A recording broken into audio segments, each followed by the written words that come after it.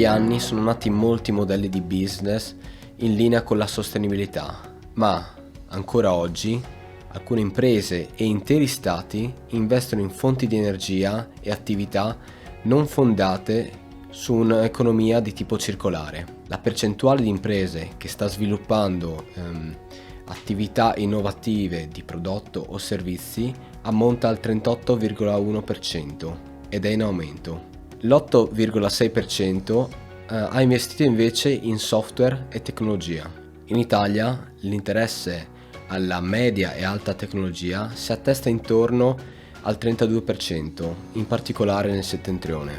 La quota di investimenti dedicata alla ricerca e allo sviluppo rimane inferiore a quella dei principali paesi europei, ma si denotano significativi miglioramenti, con un incremento di circa il 14% negli ultimi 10 anni. Cosa possiamo fare? Affidarsi a brand che lavorano nel rispetto dell'ambiente, come possono essere negozi di vestiti, aziende alimentari. Ricercare soluzioni quotidiane per la riduzione delle emissioni, quindi preferendo la mobilità pubblica oppure elettrica, oppure riciclando il più possibile. Supportare tramite donazioni enti di ricerca o sviluppo.